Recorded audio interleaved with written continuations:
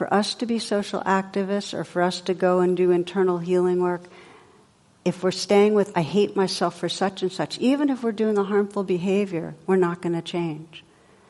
I hate this society for the way it's such and such. We're not going to be able to change it.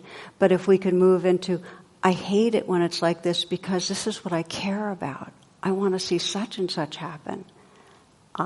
Then we have the energy for change. If you think of it in terms of hating ourselves, judging ourselves. One woman I was working with some years ago hated herself for binge eating.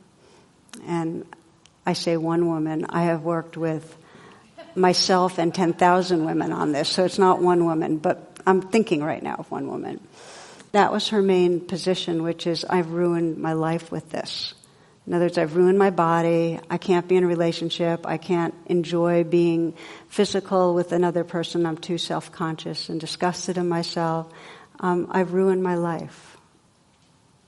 So that was where she was locked in. So where does spiritual reparenting go? Well, you start by saying, okay, so what is it? Where's the hurt? Well, the hurt's right now, all I can feel is my anger and my hatred towards myself.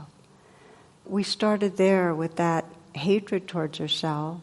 And I said, let it be as big as it is. And it was really, really big. And I said, okay, so if you're really open to it, what's the deepest thing you're aware of? Well, it's deprived me of my life. I said, what has it deprived you of? And then she started saying, I want to feel connected. And it keeps me from feeling connected. And I said, say more about that. What do you really want? I want to be able to feel really close. What does that mean? What would that be like? And it got right down to the place of feeling absolutely in communion. She was longing for communion. Most of her moments in life, I hate myself for the way I eat. Deep down, I'm longing for communion. So what we did, I said, okay, let's explore what would happen if you were in touch with that longing more and you kept praying from that place and you kept remembering that place that longed and you got familiar with it, and that became her practice. Every day she would meditate and she'd get in touch with the place that really longed to feel connected. From that place, when she would binge, she had more forgiveness. Because the more she remembered that she longed to feel loving presence, the less she attacked herself.